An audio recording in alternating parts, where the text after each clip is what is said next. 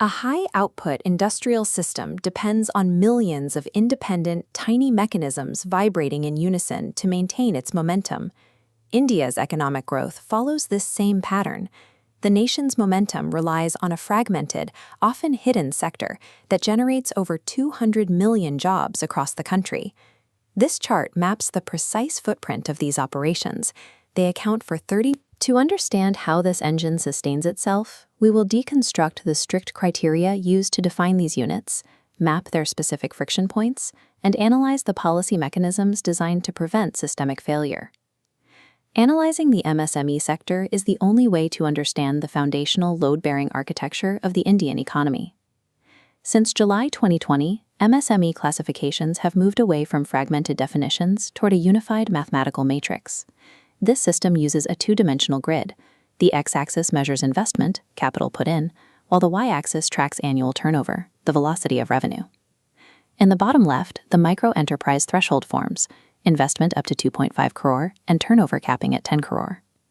The small enterprise tier expands these limits, allowing for up to 25 crore in investment and a turnover of 100 crore. The medium enterprise marks the absolute ceiling for the sector, with investment capped at 125 crore and turnover limited to 500 crore rupees. These units require minimal startup costs and adapt quickly to local needs, but they operate with almost no financial buffer against shocks. This dual metric system prevents larger corporations from misrepresenting themselves to access benefits specifically designed for smaller, capital-constrained businesses.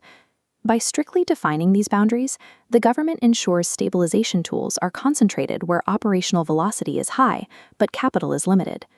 Because the classification matrix strongly limits capital investment, MSMEs rely heavily on human labor rather than heavy automation to grow. This labor is split between two primary channels: manufacturing, producing goods like garments and electronics, and services, covering everything from IT and logistics to healthcare. This model has a distinct geographic advantage. Minimal infrastructure requirements allow these enterprises to thrive in rural and semi-urban areas. This decentralized footprint promotes balanced regional development, preventing economic activity from pooling exclusively in a few megacities. The low barrier to entry also facilitates local resource utilization and provides a primary pathway for women's entrepreneurship. These localized operations are the backbone of the Make in India initiative, turning regional production into national export opportunities. The MSME engine effectively trades capital efficiency for geographic and demographic reach, making it the nation's primary mechanism for inclusive growth. However, the flexibility of the MSME model also makes it highly vulnerable to structural friction. The primary internal friction point is a lack of commercial finance. Without significant collateral or formalized histories, many units are cut off from traditional credit. This is the most critical threat. When large corporate clients issue delayed payments, the MSME's cash flow is instantly restricted, draining their working capital and stalling operations. This capital shortage restricts technology adoption. Without funds to upgrade, productivity remains low compared to international competitors.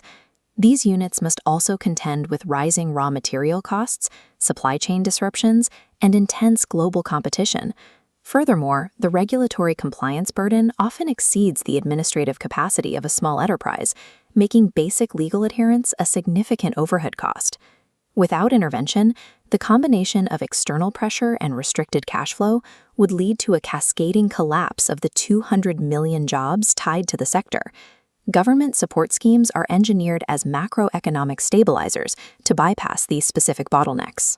Udyam Registration is the first step toward formalization, bringing micro units into the government's data network. Registration provides access to specific tax benefits, simplifies participation in government tenders, and offers legal protections against the payment delays we identified earlier. Despite these benefits, a standoff exists between banks that require collateral and MSMEs that lack it. The Credit Guarantee Fund Trust, or CGTMSE, resolves this. As shown here, it sits between the lender and the borrower to absorb the risk indicator. By mitigating the risk for the lender, this system restores the flow of capital we mapped earlier, allowing credit to reach the enterprise without the need for hard collateral. These policies act as systemic lubricants, lowering the risk profile of MSMEs so institutional capital can move into the sector. Policy stabilizers prevent collapse, but the future of India's MSMEs depends on moving past our current technological limits.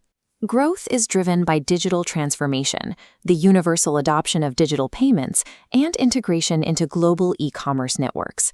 Integrating Industry 4.0 and artificial intelligence will shift MSMEs from low-yield labor centers to high-efficiency competitors on the global stage. This evolution is already visible in high-value sectors like electric vehicle components, green manufacturing, and solar infrastructure. To sustain this, policy must prioritize the enforcement of payment timelines, subsidize digital training, and ensure continued access to affordable finance. The MSME sector is the structural foundation of India's industrial ecosystem. The trajectory of these millions of small units will ultimately determine the national economy.